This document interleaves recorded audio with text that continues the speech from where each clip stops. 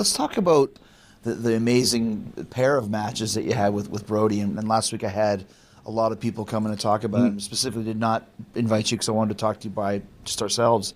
Because, listen, we all know the story of him, and we all know how far he made it in our company in the 6-7 months that he worked here, and proved that he was a legit money-drawing main eventer. Yeah.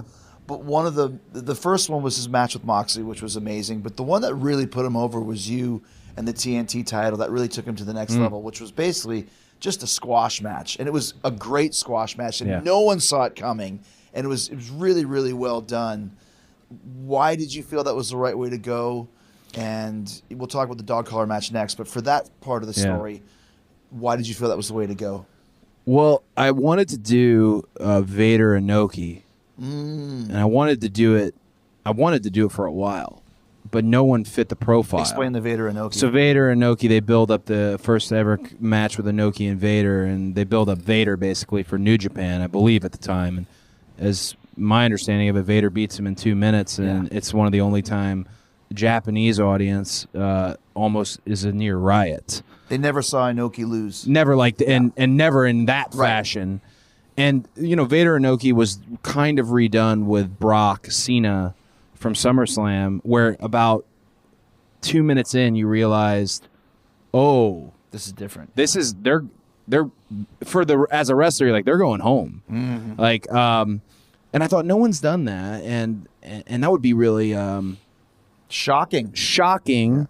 It would be the right call, because in wrestling, anything can happen on any given night, and we have to consistently remind them of that. And also, he's near 7 feet. He's a legit super heavyweight who's mobile. It would make all the sense in the world if he was to catch me. I think the first thing he caught me with was a drop kick. It would make all the sense in the world that could be the thing. That could be the piece that puts me out. It's the liver shot, the shot on the jaw. Like, I know wrestling follows sometimes its traditional parameters, but when we break away from those, sometimes there's some magic. And he was just the perfect person. He didn't believe me when I told him. It was right next door to set the scene. Like, Chris's room is right by my room at Daly's place. When I told him, I go, "So the easiest match you'll ever have." He didn't believe me. I was like, "Yeah, I don't want to do anything." And you literally didn't do anything. I just might have done a chop or no something. flurry of punches at the beginning, and that's it.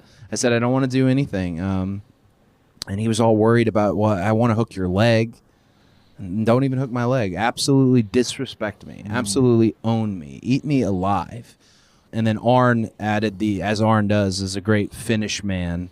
The cherry on top with the moment with Anna at the very end, with Anna and Brandy choking her out.